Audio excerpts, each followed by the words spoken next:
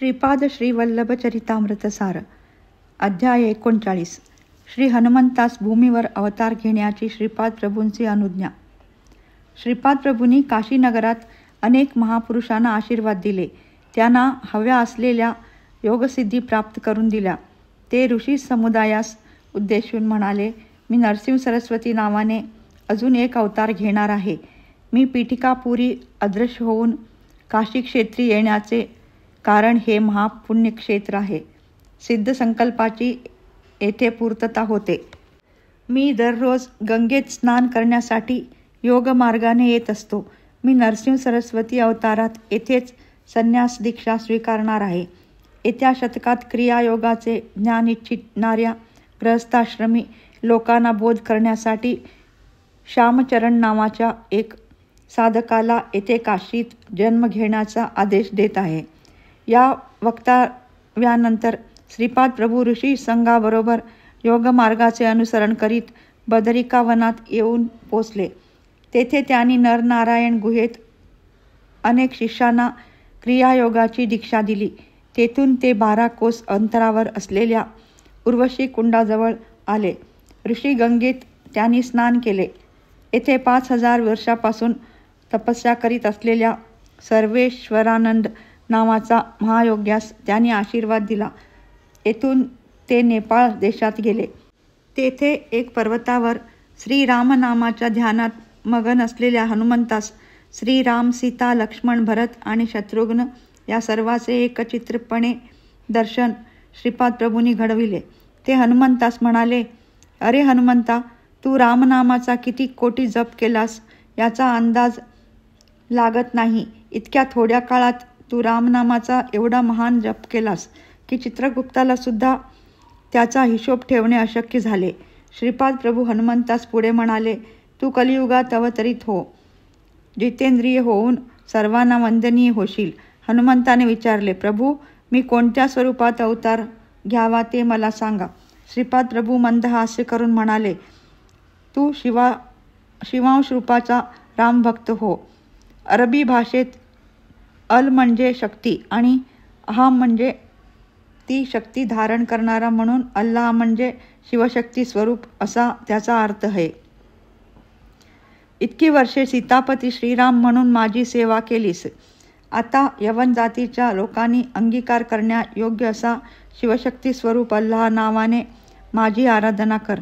हनुमंत श्रीपाद प्रभूंना म्हणाला, प्रभो, मी तुम्हाला सोडून कोणत्याही परिस्थितीत राहू शकत नाही. तुमचे आणि माझे गोत्र एकच आहे, त्यामुळे मी तुमचा पुत्रच आहे, होय ना?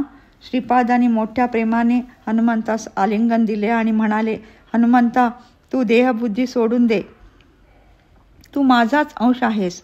हनुमंत म्हणाला, प्रभो, मी याचा अंगीकार करतो की मी तुमचाच अंश आहे. मी तुमचे कार्य करून नंतर मूळ तत्वात विलीन होऊन जाईन, तेव्हा अंशावतारही पूर्णपणे नष्ट होईल. अंशावतारात मूळ तत्व निरंतर माझ्यासोबतच राहील. ती तत्वे ज्यावेळी फोफावतील त्यावेळी तुमच्या शक्ती संपदा मूळ तत्वाने मला धरून ठेवा. हनुमंताचे हे वक्तव्य ऐकल्यावर प्रभू म्हणाले, अरे हनुमंता, तू फार बुद्धिवान आहेस. ज्या माझ्या शक्ती आहेत त्या सर्व तुझ्यात आहेत. मी नरसिंह अवतारचे अंती श्रीशैल्य जवळील कदलीवनात 300 वर्षपर्यंत योग समाधीमध्ये राहीन. त्यानंतर प्रजापूर, सध्याचे अक्कलकोट, येथे स्वामी समर्थ या नावाने प्रसिद्ध होईन.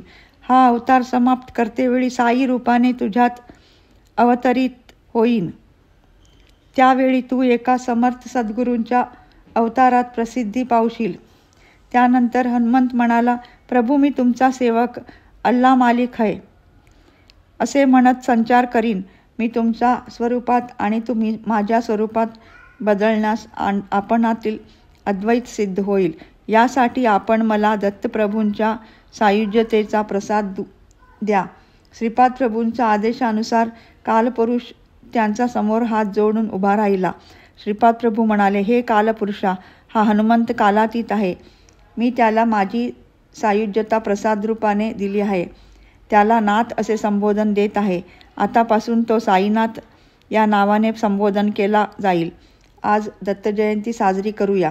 हनुमंतातील चैतन्य दत्त स्वरूपात प्रकट झाले. हे पाहून ऋषी समुदाय श्रीपाद प्रभूकडे आश्चर्याने पाहू लागले.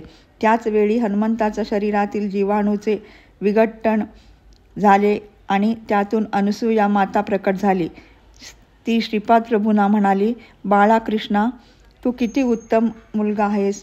तुला जन्म दिला त्यावेळी सर्वसाधारण मातेला होणाऱ्या प्रसव वेदना मला झाल्या नाहीत. मातेला अशा वेदनेमध्ये सुद्धा एक प्रकारचे सुख असते. त्यात माधुर्याची अनुभूती येत असते. परंतु तुझ्या जन्माच्या वेळी मी या सुखापासून वंचित राहिले. तू माझ्या पोटी पुन्हा जन्म घेणार नाहीस ना? ही तुझी वैष्णवी माया मला समजत नाही. यावर श्रीपाद म्हणाले, माते, पुत्राने मातेची धर्मबद्ध इच्छा पूर्ण करावायची असते. तुझ्या गर्भातून प्रकट झालेला हा हनुमान आहे. त्याला माझी सायुज्य स्थिती प्राप्त करून दिली आहे. एका प्रकारे सांगावयाचे म्हणजे माझ्या मायेने मी तुझ्या पोटी पुन्हा जन्म घेत आहे. थोड्याच वेळात तुला तीव्र प्रसव वेदना प्रारंभ होतील. त्यानंतर अल्पकाळातच अनसूया मातेने 3 शिरे असलेल्या दत्तमूर्तीस जन्म दिला. थोड्याच वेळात ती मूर्ती अंतर्धान पाहून तिच्या मांडीवर एक शिशु प्रकट झाला. त्या नवजात शिशूला अनसूया मातेने स्तनपान करविले. ही घटना घडल्यानंतर थोड्याच वेळात हनुमंताचे स्वरूप दिसले. त्याच्यासमोर श्रीरामचंद्र प्रभू सीतामातेसह उभे होते. त्यावेळी हनुमान आपल्या आराध्य दैवताचे दर्शन प्राप्त करून अत्यंत आनंदित झाला आणि त्याने दोघांना साष्टांग नमस्कार केला. तो सीतामातेस म्हणाला, माते, तू मला अत्यंत प्रेमाने व वात्सल्यभावाने एक माणिक मोत्याचा हार दिला होतास. त्या हारातील माणिक मोत्यात श्रीराम शोधण्यासाठी मी दगडाने ते माणिक मोती फोडले, परंतु त्यात श्रीराम दिसले नाहीत म्हणून तो हार मी फेकून दिला. या महान अपराधाची मला क्षमा कर. यावर श्रीपाद प्रभू म्हणाले, देवाच्या सानिध्याशिवाय कोणतेही कार्य पूर्णतेस जात नाही. तो माणिकाचा हार मी व्यवस्थित ठेवला आहे. तो हार दत्तस्वरूप आहे, यात शंकाच नाही. माझ्यात असलेल्या आत्मज्योतीने मी त्यात प्राण ओतले आहेत. तो माणिकांचा हार गुरु स्वरूपाचा दिव्य तेजाने तळपत आहे. ते गुरुस्वरूप माणिक प्रभूंच्या स्वरूपात विश्वविख्यात होईल. एवढे बोलून श्रीपाद प्रभूंनी आपल्या वाणीस विराम दिला. श्रीपादराजं शरणं प्रपद्ये.